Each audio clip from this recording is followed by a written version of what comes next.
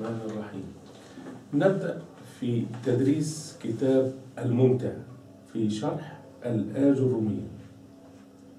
كتاب الممتع في شرح الآج الرومية. هذا الكتاب أو دراسة النحو لابد من الجانب التطبيقي لتدريس هذه المادة العلمية. الجانب التطبيقي، هناك جانب نظري، وربما بعض الطلاب يحفظ الآج الرومية متنا ويحفظ كتب، ولكن يبقى جزء مهم هو الجانب التطبيقي أو الجانب العملي. نحن إن شاء الله الفرق بيننا وبين الآخرين أننا ندرس بطريقة تطبيقية. الحمد لله الكتاب يتمتع بمزايا كثيرة. أكبر هذه المزايا أن كل الأمثلة من كتاب الله ومن سنة رسول الله صلى الله عليه وسلم من الأحاديث الصحيحة. فأنت عندما تأخذ جانب تطبيقي، كل الكتب يكتب فيها ضرب زيد علي وعلي ضرب زيد، ولا نعرف متى يقتص زيد من علي. هذه مشكلة كبيرة. أمثلة في الكتب أمثلة ليس لها معنى، وأمثلة ربما يعني الألسنة تعودت عليها كثير. هذا الكتاب يتميز بهذه الميزة عن غيره. هذا الكتاب يتميز بميزة أخرى، في أنه يأتي بآراء جمهور النحاة، يأخذ ما يقوله ابن أجروم ويشرحه، ثم بعد ذلك يعلق عليه أسفل الكتاب بشيء مهم، ألا وهو رأي جمهور النحاة في هذه المسألة. ونحن نبدأ اليوم بحصة تسمى أنواع الفاعل. تسمى هذه الحصة بأنواع الفاعل. ندرس اليوم أنواع الفاعل. ندرس من أول يوم ندرس فيه الكتاب لابد أن ندخل في الإعراب. لكي ندخل في الإعراب لابد أن نتعلم كيف تعرب الجملة. كيف تعرب الجملة.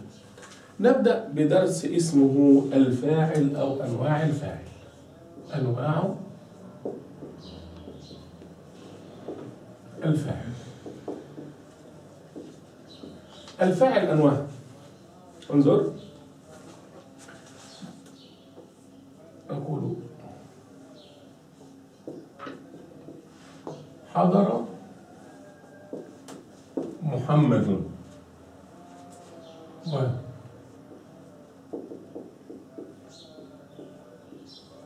وقرأت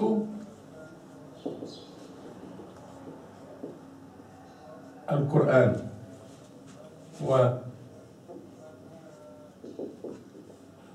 وقرأ القرآن،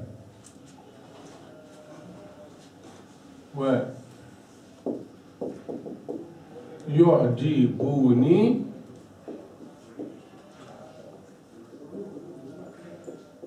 أن تقرأ القرآن. هذه 4 من أنواع الفاعل. الفاعل ينقسم إلى أقسام كثيرة. أولى هذه الأقسام أن يكون الفاعل اسم ظاهر. اسم ظاهر. ما معنى اسم ظاهر؟ اسم موجود. أنت هذه الجملة حضر محمد هي جملة فعلية. لماذا هي جملة فعلية؟ لأنها تبدأ بفعل. كيف تعرف أن هذا فعل؟ هذا درس سندرسه اسمه علامات. علامات. علامات الاسم، علامات الفعل، علامات الحرف. وكلنا نعرف هذه العلامات. علامات الاسم معروفة. أولى هذه العلامات هي التنوين. التنوين. هذا التنوين قد يكون بالفتح، وقد يكون بالكسر، وقد يكون بالضم. هذه علامة من علامات الاسم. من علامات الاسم أيضا حرف الجر. حرف الجر، فهي تقبل حروف الجر. تقبل حروف الجر. وأيضا من علامات الاسم الكسرة، فالاسم يقبل الكسرة. من علامات الاسم كذلك الألف واللام، قبول الألف واللام أو فيها الألف واللام، قبول الألف واللام أو فيها الألف واللام. ومن علامات الاسم أيضا ياء أو ما نقول ونسميه بالنداء. هذه علامات تكون موجودة في الاسم: تنوين، حرف الجر تقبله، الكسرة، قبول ال أو فيها ألف ولام، والنداء. هذه علامات تسمى علامات الاسم. كيف فيها؟ نعم، كيف فيها؟ فيها أقول العلم، هذا اسم فيها ألف ولام، وأقول طالب، هو يقبل الألف واللام، أقول الطالب. نعم، فيها ألف، الكلمة الاسم فيها ألف ولام أو يقبل الألف واللام، هذه الكلمة. والنداء، فعندك كلمة مثل زينب، هذه الكلمة أنت تريد أن تختبر هل هي اسم أم ليست باسم، أنت تجري عليها تحليل. أولا، هي تقبل التنوين أم لا؟ إذا نظرت إليها هي لا تقبل التنوين. لماذا؟ هذا اسم من الأسماء الممنوعة من الصرف، تجد عليها فتحة وتجد عليها ضمة، وهي لا تقبل الكسر. هذه كلمة زينب، تقول سلمت على زينب، لو حكمت عليها من ناحية التنوين هي لا تقبل التنوين، ولو حكمت عليها من ناحية الكسرة هي لا تقبل الكسرة، ولكنها تقبل علامات أخرى، مثل تقبل حرف الجر، تقبل النداء، أقول يا زينب. إذن متى يكون الاسم اسم؟ إذا قبل ولو علامة واحدة، ليس شرط أنه يقبل جميع العلامات، ولو علامة واحدة يقبلها الاسم أو تقبلها الكلمة فهي اسم. أما علامات الفعل فالفعل ينقسم إلى 3 أنواع، ينقسم إلى فعل ماض وفعل مضارع وفعل أمر. أما الفعل الماضي فله علامتان، العلامة الأولى هي قبوله تاء التأنيث الساكنة، الفعل الماضي يقبل تاء التأنيث الساكنة، كما أنه أيضا يقبل قد. قال الله سبحانه وتعالى قد سمع الله قول التي تجادلك في زوجها، قد سمع، إذا سمع هذا فعل وهو ماضي لأنه يقبل قد. وتقبل سمعت سعاد الحق، سمعت فاطمة، هو الفعل الماضي يقبل التاء التأنيث الساكنة. ومن علامات الفعل المضارع أنه يقبل قد أيضا، ويقبل السين أو سوف، هذا من علامات الفعل المضارع. عندنا أمثلة؟ نعم، من القرآن قد يعلم الله، قد يعلم، إذن هو فعل مضارع. والسين سيقول السفهاء من الناس، إذن هو فعل وهو فعل مضارع، هو يقبل السين. وكلمة سوف كذلك.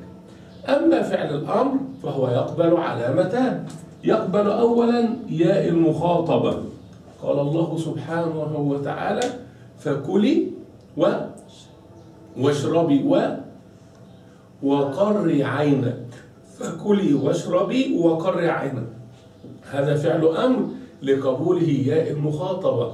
كما أنه يدل على طلب، كلي هذا طلب بالأكل، اشربي طلب بالشرب، قري طلب بالقرار. هذه علامات الفعل. أما علامات الحرف فهو كما يقولون لا لا، ميمي، هو لا هو لا يقبل،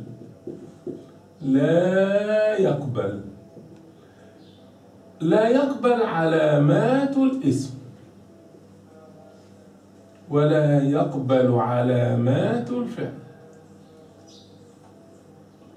لا يقبل علامات الاسم ولا يقبل علامات الفعل. فأنت عندك كلمة مثل من، أنت تريد أن تعرف هي اسم أم فعل أم حرف. أنت تذهب بها إلى الاسم، علامات الاسم تضع لها تنوين. هل ممكن أقول من؟ لا. طيب ممكن من مني يمين، إذن هي لا تقبل علامات الاسم. أذهب بها إلى الفعل، ممكن منت، قد من، ممكن سمن، سوف مني، هذا هي لا تقبل. إذا هو حرف، هذه الكلمة حرف لأنها لا تقبل علامات الاسم ولا تقبل علامات الفعل. إذا نذهب إلى الجملة. عندنا حضر محمد، حضر هذا فعل. لماذا فعل؟ هو لا يقبل علامات الاسم وإنما يقبل علامات الفعل. حضرت فاطمة إذا هذا فعل وهو فعل ماض. والفعل الماضي يكون مرفوع أم منصوب؟ الفعل الماضي يكون مرفوع أم منصوب؟ الفعل الماضي مرفوع. يعني مرفوع أم منصوب أم مجرور؟ مرفوع. آخر شيء الفعل الماضي مبني دائما. أنت عندما تقول فعل ماضي فالفعل الماضي فعل ماضي مبني دائما، فأنت تقول فعل ماض ولا تكتب ياء. هذه الياء لا تكتبها. كثير من الطلاب يكتبون هذه الياء. هذه الياء لا تصح. هذا اسم ستدرس إن شاء الله اسم ناقص. ما معنى ناقص؟ آخره ياء لازمة مكسور ما قبلها، هذا اسم ناقص. القاضي، المحامي. عندما تكون هذه الكلمة نكرة وتكون مرفوعة أو تكون مجرورة فإنها لا تظهر هذه الياء. سلمت على محام وحضر محام، لا أقول محامي، تحذف ويعوض عن هذه الياء تنوين. هذا تنوين اسمه تنوين العوض. تنوين العوض عوض عن الياء. فأنت تكتب فعل ماض وكل الأفعال الماضية مبنية. هو فعل ماض مبني على، انظر إلى آخر حرف في الكلمة. إن وجدت ضمة هو مبني على ضم من غير تاء مربوطة. وإن وجدت فتحة مبني على الفتح من غير تاء مربوطة. المبني ليس فيه تاء مربوطة. فعل ماض مبني على الضم، فعل ماض مبني على الفتح. وإن وجدت كسرة فهو فعل ماض مبني على الكسر. هذا لا يكون طالب، لا يكون هذا طالب. كيف يكون الفعل ليس من علامات الفعل الكسرة؟ لا يكون، لا، هو فعل ماض مبني على الضم وفتح وسكون، ولا يوجد في الفعل كسرة، فهو فعل ماض. عندي حضر هذه فتحة، هو فعل ماض مبني على الفتح. انتهيت من الفعل. حضر فعل ماض مبني على الفتح. ثم أسأل هذا الفعل، أقول له من حضر؟ من حضر؟ وأنظر إلى الإجابة. من حضر؟ من حضر طالب؟ محمد؟ هذا محمد، هذا فاعل، والفاعل دائما، عليكم السلام وبركاته، تفضل، هو فاعل وهو مرفوع. فاعل مرفوع وعلامة رفعه كما سندرس إن شاء الله الضمة الظاهرة. هو فاعل، هو مرفوع، دائما الفاعل مرفوع، وعلامة رفعه الضمة الظاهرة. ما معنى ظاهرة؟ ظاهرة على اللسان في نطق، ظاهرة في كتاب. هناك شيء آخر غير ظاهرة؟ نعم، هناك مقدرة.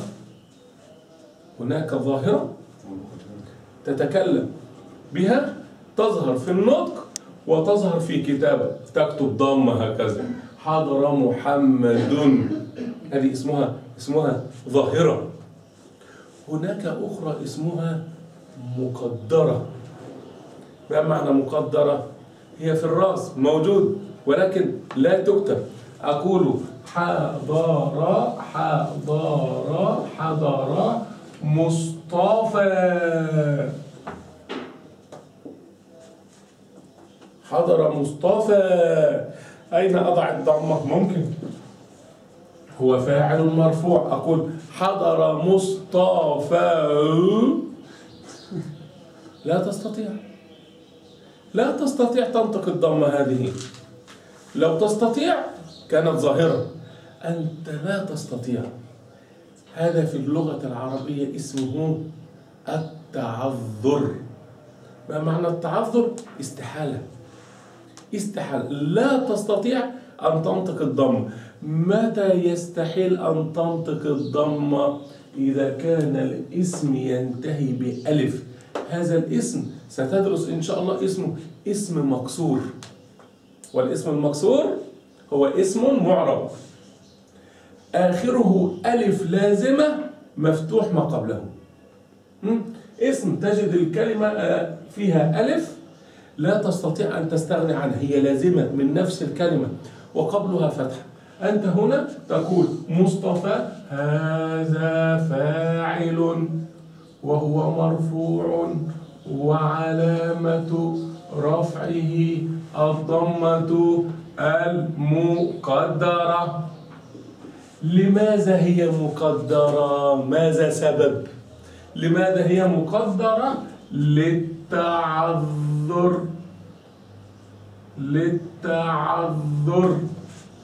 ما معنى التعذر في اللغة العربية؟ استحالة. يستحيل أن تنطق هذه الضمة. وبعض الكلمات تنتهي بياء. تقول حضر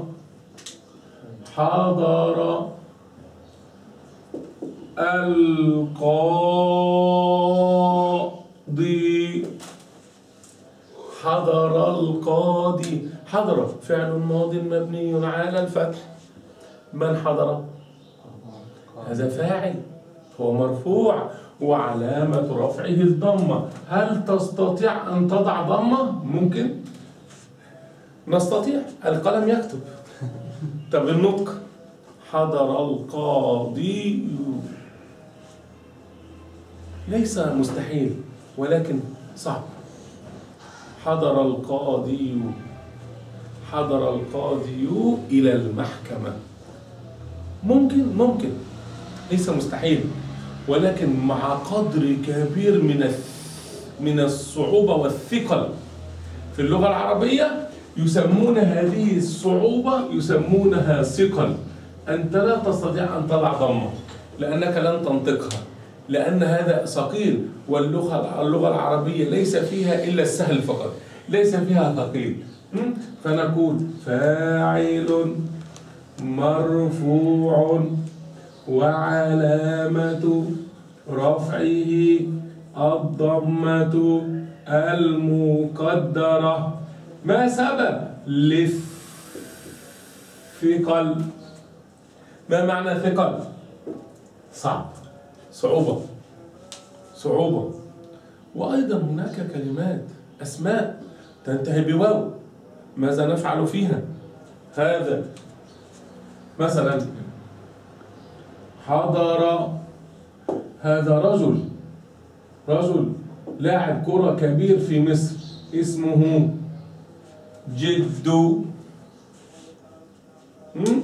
اسمه جدو ينتهي بواو. أو هذا رجل من إدكو، من إدفو، أسماء تنتهي بواو.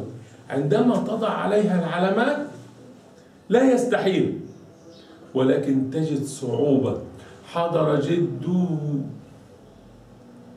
جدو تريد ضمة، هذا أيضا تجد لا استحالة ولكن ثقل. فنفس الشيء إذا الكلمة انتهت بواو فهو فاعل مرفوع وعلامة رفعه الضمة المقدرة للثقل. حضر جدو صعب ثقيل. إذا تكون الضمة ضمة ظاهرة إذا ظهرت في النطق والكتابة، وتكون مقدرة لأربعة أسباب. أنا لا أستطيع أن أعطيك كل هذه الأربعة وأنت في أول حصة تمهيدية لكتاب الممتع، ولكن عندما يأتي هذا الكلام بعد ذلك أنت تفهمه. اليوم درسنا سببين لجعل الضمة مقدرة. متى تكون الضمة مقدرة؟ تكون الضمة مقدرة إذا كان الاسم ينتهي بألف ويكون السبب التعذر، وتكون الضمة مقدرة أيضا إذا كان الاسم ينتهي بياء قاضي أو بواو ويكون السبب ثقيل على اللسان صعب. هذه بداية بسيطة. بعد ذلك عندما نعرب لا نجد مثل هذه الوقفات. فعندنا الجملة الآن: حضر فعل ماض مبني على الفتح. ومن حضر؟ من الفاعل؟ هو محمد، فاعل مرفوع وعلامة رفعه الضمة الظاهرة. ظاهرة في نطق، ظاهرة في كتاب. ما نوع هذا الفاعل؟ هذا اسم ظاهر واضح يظهر أمامك. حضر الطلاب، صلى الناس، صلى المؤمنون الفجر، نام الطفل. كل هذا الفاعل اسم ظاهر. عندنا نوع آخر من الفاعل هو الضمير. هذا الضمير ينقسم إلى نوعين: ضمير متصل وضمير مستتر. الفاعل يكون ضمير متصل مثل قرأت القرآن. حركات قرأت القرآن، هذه 3 كلمات: وأدي تاء وأدي القرآن. قرأ هذا فعل؟ نعم أستاذ هذا فعل. هذا فعل وهو فعل ماض، والفعل الماضي مبني دائما. فعل ماض مبني على لماذا سكون؟ ما هذه الضمة؟ بعض الطلاب يذهب إلى العلامة التي تكون على الضمير ويقول أستاذ فعل ماض مبني على الضم. لا، عندك الفعل قرأ. أين آخر حرف في قرأ عمر؟ إذن على الهمزة. وجدت فتحة على الهمزة مبني على وجدت ضمة على الهمزة مبني على وجدت ضمة على الهمزة، ضمة على الهمزة مبني على وجدت سكون على الهمزة مبني على وجدت كسر على الهمزة مبني على لا يوجد؟ لا يصح؟ نعم لا يصح. نعم إذا لا يصح. فعندك قرأ هذا فعل ماض مبني على السكون. فعل ماض مبني على السكون. ثم أسأل: من قرأ؟ قرأت أنا. هذا الضمير بدل من أنا. قرأت أنت، هذا ضمير بدل من أنت. قرأتي أنت، قرأنا نحن، قرأوا هم، قرأتم أنتم، قرأت، وهكذا. هذا ضمير ستدرسه بالتفصيل. هذا اسمه ضمير. هذا ضمير. وهناك فرق بين هذا الضمير الذي هو التاء وبين تاء تسمى تاء التأنيث. تاء التأنيث أولا لابد أن تكون ساكنة، هذه ليست ساكنة. ولابد أن يكون قبلها فتحة، هذه ليس قبلها فتحة. فرق بين تاء التأنيث وتاء الفاعل. تاء التأنيث لابد قبلها فتحة، ولابد أن تكون عليها سكون، إلا لو أتى بعدها ألف ولام. لو أتى بعدها ألف تكسر لالتقاء الساكنين، تكسر لالتقاء الساكنين.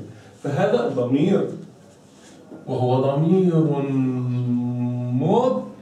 متصل. نعم.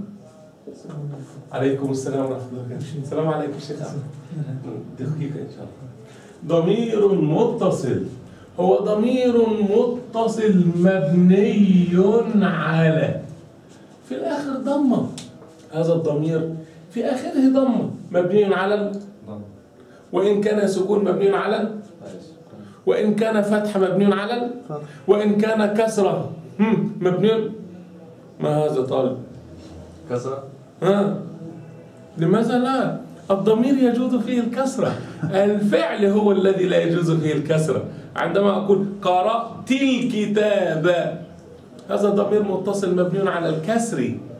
هذه الكسرة لا تكون في الفعل فقط، لكن تكون في الضمير. نعم.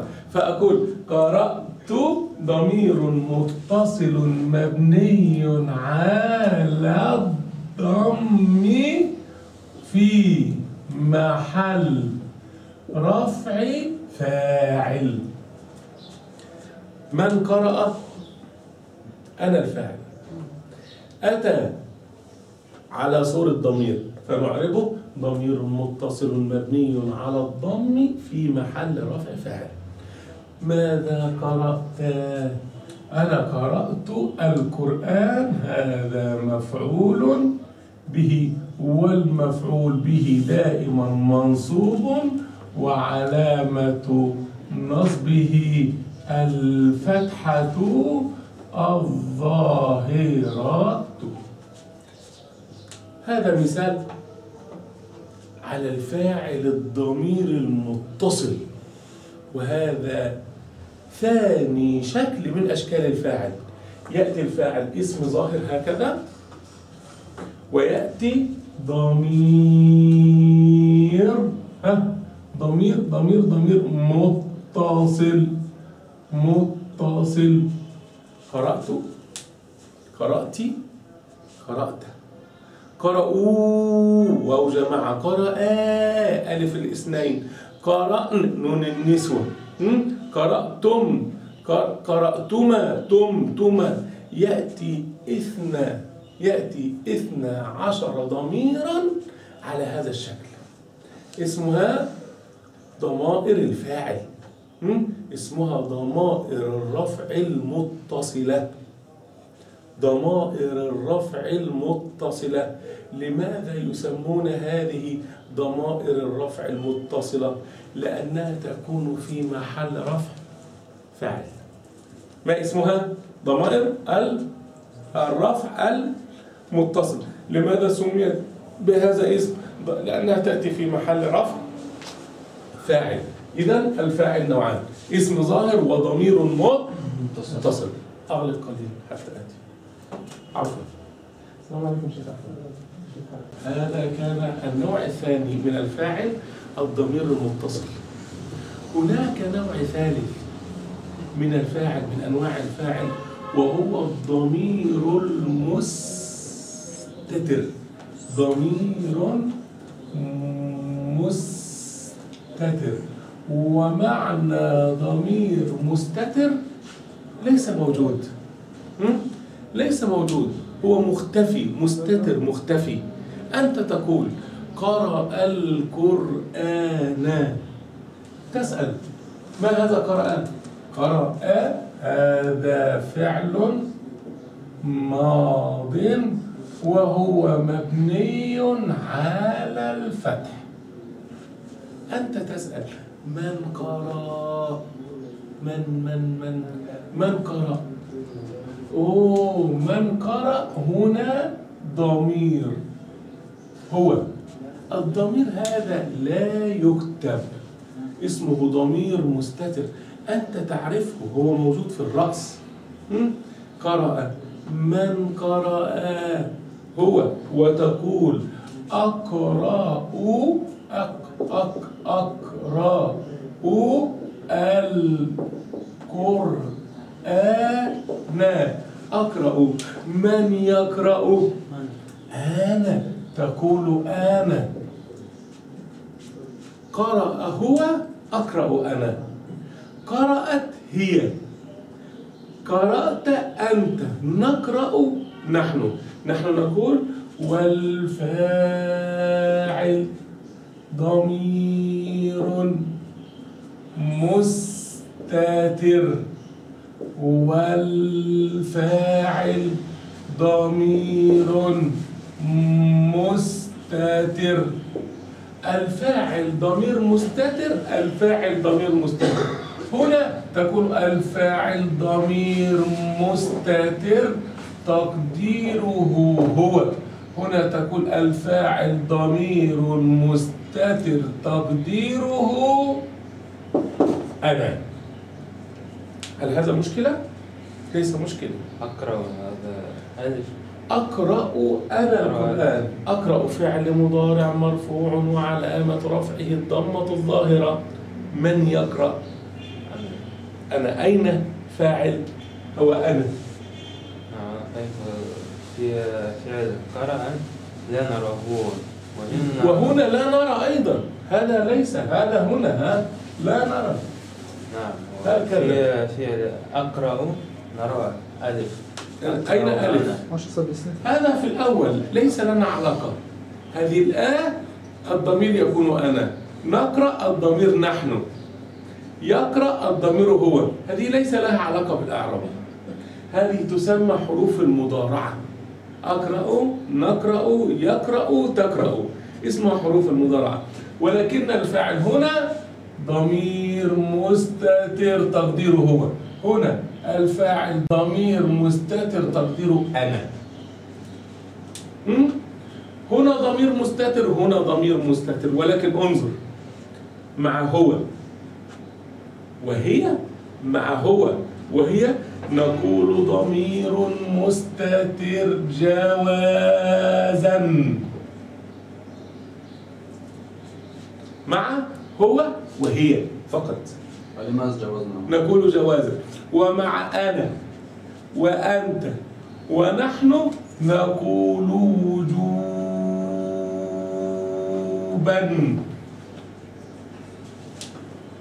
مع هو وهي جوازا، مع أنا ونحن وأنت نقول وجوبا.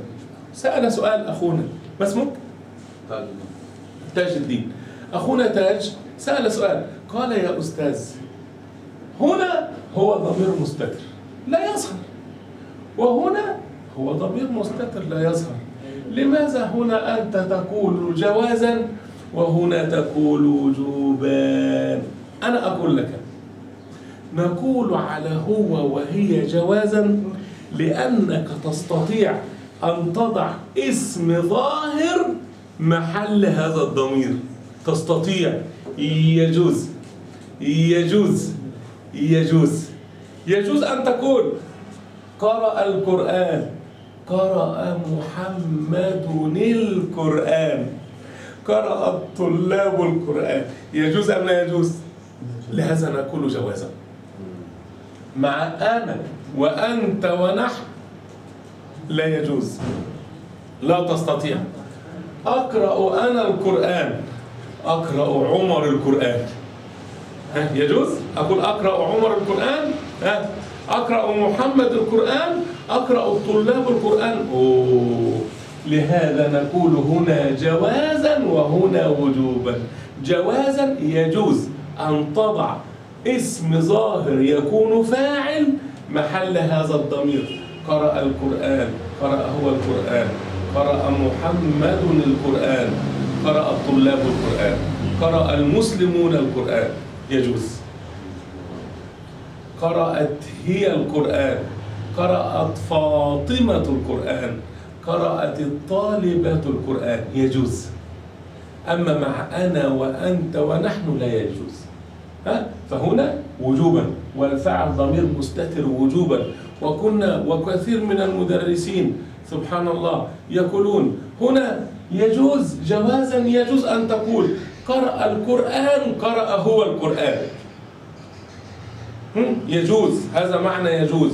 وأقرأ القرآن، أقرأ أنا القرآن، أقرأ لا يجوز إلا أنا فقط، هنا وجوبا. هذا الكلام لا يصح. الصحيح ما معنى وجوبا وجوازا. جوازا يجوز أن تضع اسم ظاهر مكان هذا الضمير، ووجوبا أنك لا تستطيع. وهذا هو النوع الثالث من أنواع الفاعل. الفاعل يأتي ضمير ما معنى ضمير مستتر؟ ضمير مستتر يعني غير موجود. غير موجود أين؟ في الجملة، لكن موجود في الرأس.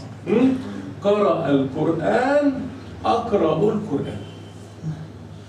وهذا معنى جوازا وهذا وجوبا. وستدرس كل هذا مرة ثانية. هذه مقدمة. عندما ندخل في إعراب إن شاء الله من الحصة القادمة تستطيع أن تعرف بدون مشاكل. إذا الفاعل اسم ظاهر، ضمير متصل، وهذا ضمير مستتر. وهناك فاعل آخر يأتي على صورة اسمه المصدر المؤول. مصدر مؤول عبارة عن أن زائد الفعل المضارع، تؤول تتحول إلى كلمة واحدة. أن زائد المضارع، أو ما زائد الماضي، أو أن واسمها وخبرها. وهذا درس أنت لا تدرسه في كتاب تطبيق النحو، لا تدرسه في كتاب الممتع، تدرس هذا الدرس في كتاب التطبيق النحو إن شاء الله. ولكن هذا إشارة قليلة، لأن بعض الأمثلة يأتي فيها مثل هذا. انظر إلى هذا: يعجبني أن تقرأ القرآن كل يوم. يعجبني أن تقرأ. هنا هذه جملة فعلية. يعجب، هذا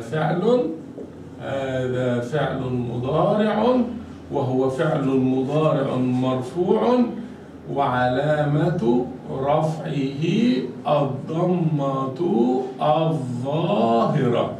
يعجب. ثم أنت تسأل: من يعجب؟ من الفاعل؟ من الذي أحدث هذا الإعجاب؟ أين الفاعل؟ هذا هو الفاعل، أن تقرأ. يعجب أن تقرأ. طب المفعول به أين؟ هذا هو الياء مفعول به. يعجبني أن تقرأ القرآن. أن تقرأ هذا يسموه مصدر مؤول، يتحول إلى كلمة واحدة. يعجبني قراءتك القرآن. يعجبني قراءتك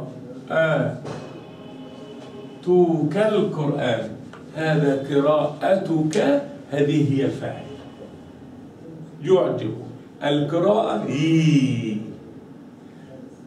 ما هذه النون؟ هذه نون يسمونها نون الوقاية. هذه ياء هو الضمير الذي يعود على المتكلم. هذا الضمير عندما تكتبه يحتاج قبله كسرة، لابد أن تقول قبله كسرة، ياء يناسبها الكسرة. لو أنت وضعت كسرة هنا يعجي بي، الفعل لا يكسر. نحن نريد أن نحميه من الكسر، نمنحه من الكسر. هذا نحميه من الكسر هذا اسمه وقاية، حماية، وقاية، حماية. نضع هذه النون تسمى نون الوقاية، تقي الفعل من الكسر، تحمي الفعل من الكسر. هي تأخذ حركة المناسبة الياء، فنعرب هكذا: يعجب فعل مضارع مرفوع وعلامة رفعه الضمة، والنون نون الوقاية، نون الوقاية حرف مبني على الكسر لا محل له من الإعراب.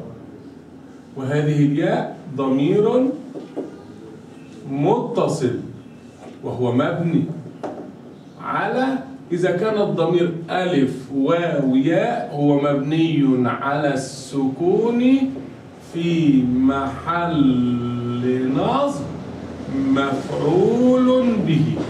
وأن تقرأ هذا نعرف أن حرف مصدري ونصب، وتقرأ فعل مضارع منصوب بأن وعلامة نصبه الفتحة الظاهرة، ثم تقول والمصدر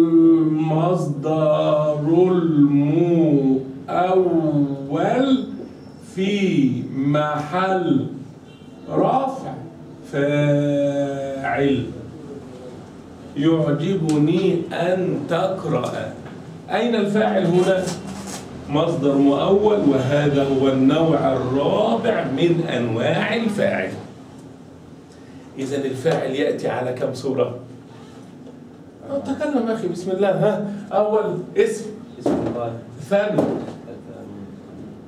ضمير متصل، ضمير ومصدر.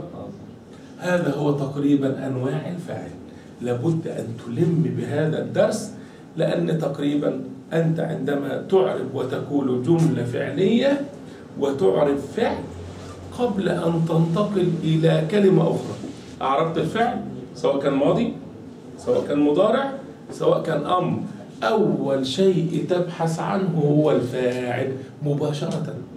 انتهيت من الفعل مباشرة، من الفاعل؟ من الذي فعل؟ لابد تبحث عن الفاعل. ستجده واحد من هذه الأربعة، إما اسم ظاهر، إما ضمير متصل، إما ضمير مستتر، إما مصدر مؤول. أن زائد المضارع، ما زائد الماضي، أن واسمها وخبرها.